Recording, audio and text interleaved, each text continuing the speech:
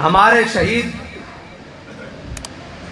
جن کے خون نے تحریک لبیک پاکستان کو بام عروج دیا ہے، اور ہم سے لوگ یہ کہتے ہیں کہ آپ کسی کے ساتھ مل جائیں، میں نے کہا نہیں، ہمارے ساتھ کوئی آ کر ملے گا تو پہلے اتنی قربانیاں دے کر آئے حضور کے نام پر۔ زبانی کلامی خرچ کو تو ہم مانتے ہی نہیں، ہم مانتے ہی نہیں۔ اور وہ جو یہ کہتے ہیں کہ ہم ناموس رسالت کے اوپر بات کرنے والے ہیں، میں نے کہا بابا جی فرماندے سن گلا نہ کچھ نہیں ہوندا، اتھے کر کے بکھانا پیندا۔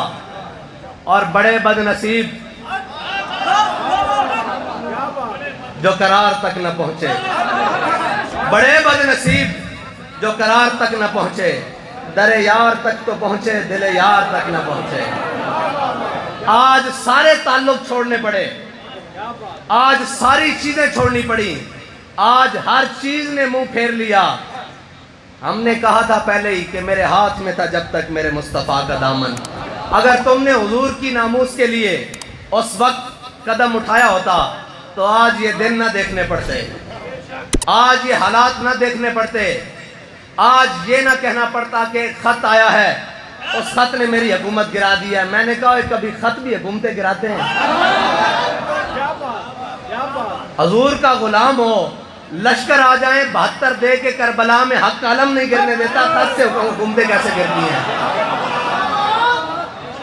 اور بھائی ہم بدر میں 313 ہوں، 8 تلواریں ہوں، 2 گھوڑے ہوں، ہم حق کا علم نہیں نیچے آنے دیتے، تمہاری حکومت گر گئی ہے۔ ہماری تو تاریخ یہ ہے کہ جب ہمیں خط آئے یا ہم نے خط لکھے، ہمارے خطوں سے تو نیل چل پڑتا ہے، اور اگر ہمیں خط آ جائے تو ہم یہ نہیں کہتے کہ میں اس کو دکھاؤں گا بھی نہیں، میں اس کو دکھاؤں گا بھی نہیں، وہ بہت بڑی ذمہ داری ہے مجھ پر۔ بلکہ حضرت یوسف بن تاشفین کو جب خط آیا تو آپ نے اپنے مشیر سے کہا اس کا جواب لکھو، تو انہوں نے بڑا 2-3 صفحوں کا لمبا جواب لکھا کہ اس نے الفاظوں نے خط میں لکھا تھا کہ اگر آسمان کے فرشتے بھی تمہاری نصرت کو ادھر آئیں، تمہاری مدد کو ادھر آئیں تو میں تمہیں شکست دے دوں گا، تمہاری بچت نہیں ہوگی، تمہارا میں قیمہ کر کے رکھ دوں گا، تمہیں میں 2 پہاڑوں کے پارٹ میں پیس کر رکھ دوں گا۔ تو حضرت یوسف بن تاشفین نے اپنے مشیر سے کہا کہ ان فضول باتوں کا جواب تم دے دو۔ لیکن بات یہ ہے کہ جب تک قائد خود اتر کر اس مسئلے کی حساسیت کو نہیں سمجھتا، قوم کو سمجھ نہیں آتی۔ حضرت یوسف بن تاشفین نے جب دیکھا کہ انہوں نے 2-3 صفحوں کا جواب لکھ دیا تو آپ نے ایسے مسکرا کر کہا کہ دشمن کو لمبے چوڑے جواب نہیں دیے جاتے، بلکہ دشمن اگر کوئی بات کرے تو بابا جی کا ایک جملہ کہ بچیوں پتر لگ دے ہو،